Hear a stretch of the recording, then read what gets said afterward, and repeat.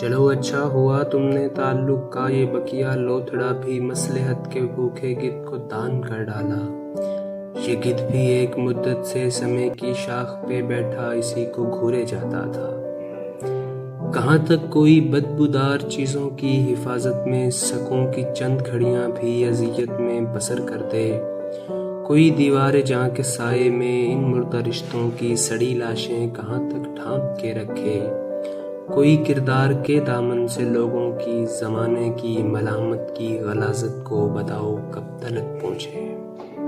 بہت اچھا کیا تم نے، تمہیں تو اس سے پہلے بھی تمہارے اپنے لوگوں نے کہیں یہ بے ایمان رشتہ گوا دینے کو بولا تھا، بھلا دینے کو بولا تھا، مگر تم نے یہاں پر بھی وہی بخل پھر برتا کہ تھوڑا سا لٹا ڈالا، بہت سارا بچا رکھا۔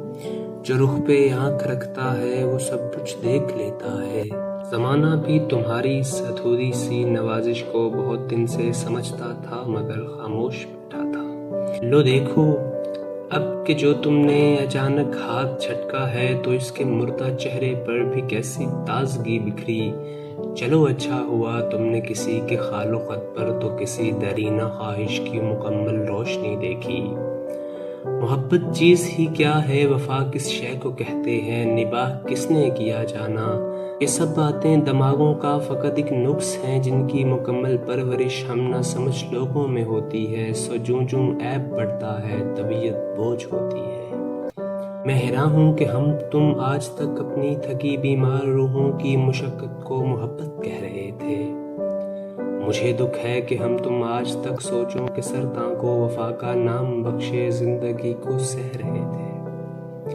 فقط ایک بات تھی جس کو نباہ دینے کی کوشش میں رسوماتوں کے جرگہ سے، روایاتوں کے لشکر سے، رواجوں کی فصیلوں سے عداوت پال رکھی تھی۔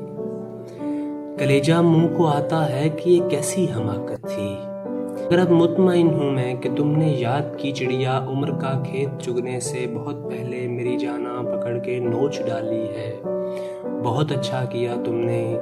رواجوں کی عقوبت گاہ میں باندھی ہوئی لڑکی، یہاں پر کس میں جرت ہے کہ اس زندان میں برپا کسی شور سلاسل سے، کسی توقع اذیت سے الجھ جانے کی طے کر لے، اگر طے کر بھی لے جانا یہاں پھر کس میں ہمت ہے کہ ایسے باغی بندے کے لہو ہاتھوں کا بوسہ لے کر، لہو ماتھے کو بوسہ دے کر، دوے دل کے لشکر میں گھری تنہا بغاوت کو، رزمگاہ زمانہ میں پھنسی نڈھال چاہت کو، وفاؤں کی دعا بھیجے، دعاؤں کی رسد بھیجے، رفاقت کی کمک دے کر ذرا سی تازگی دے دے، ذرا سی زندگی دے دے۔